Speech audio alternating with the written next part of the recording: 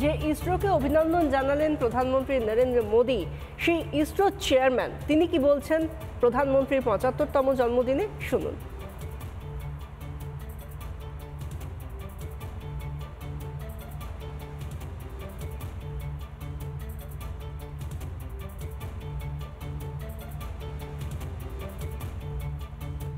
He's a visionary leader. He used to really take care of the people when they are in the bad times. He encourages the people under his leadership for last 10 years.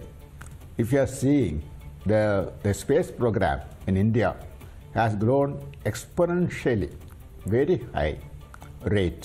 He has given very good roadmap to create our own space station. ইসরোর প্রাক্তন chairman কে শিবান তিনি বলছিলেন তার যে অভিজ্ঞতা প্রধানমন্ত্রী নরেন্দ্র মোদীর সঙ্গে বিভিন্ন সময়, বিশেষ করে চন্দ্রযানের যখন সাফল্য তখনও আসেনি চন্দ্রযানের, এবং সেই সময় তিনি ভেঙে পড়েছিলেন, তার পাশে দাঁড়িয়েছিলেন নরেন্দ্র মোদী।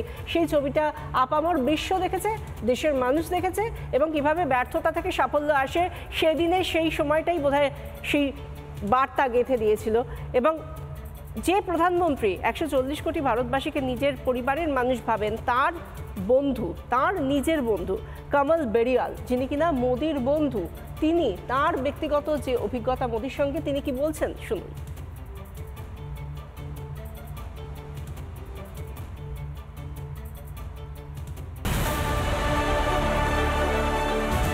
আজকে মোদিজির ৭৫তম জন্মদিন, আর আমি সবচেয়ে আগে ওনারকে খুব ভালোবাসা উইশ করি। আমি মোদিজিকে চিনি যখন উনি গুজরাতের চিফ মিনিস্টার হননি, তখন উনি পার্টির জেনারেল সেক্রেটারি ছিলেন। আর সেই সময় উনি কলকাতায় এসেছিলেন, এখানে জেনারেল ইলেকশন ছিল, তাতে প্রচার করার জন্য ওনাকে ডাকা হয়েছিল। আর আমি ওনাকে গিয়ে পিক আপ করে রাজধানী এক্সপ্রেস থেকে আর বাড়িতে নিয়ে এসেছিলাম। তো উনি বাড়িতে আসেনি, ডাইরেক্ট মিটিংয়ে গেলেন। এখন ওখানে স্ট্রিট কর্নার মিটিংগুলো অনেকটা অর্গানাইজ করা হয়েছিল। যে স্ট্রিট কর্নার মিটিং কলকাতায় যেমন হয়, একটা স্ট্রিট কর্নারে ছোট্ট মঞ্চ লাগিয়ে ওখানে একটা আপনি ভাষণ দিচ্ছেন, ১০, ১২, ১৫, ২০ জন বসে আছেন। উনি বলছেন প্রত্যেক মিটিংয়ের মঞ্চের থেকে নামার পর একটা জিজ্ঞেস করতেন, কিতনে আদমি থে? তো আমি বলতাম ১৫, ২০ এরকম। ওখানে যখন আমার দেখা হলো স্টেজে, ওনারকে আমার নাম পুরো মনে ছিল। আর আমারকে দেখেই উনি কি বলছেন, কিতনে আদমি থে কমলজি? মানে আপনি চিন্তা করুন, ২০০০-এর কথা, এত বছর ওনার আমার সাথে কোনো আলাপ নেই যখন উনি চিফ মিনিস্টার হয়ে গেলেন, কিন্তু ওনারকে ওসব কথা মনে ছিল। তো উনি সবার সাথেই লাঞ্চ করতেন, মানে লাঞ্চ হলে। আর ওখানে রাউন্ড টেবিলে বসিয়ে ওনার সাথে অনেক নেতারা বসে থাকতেন।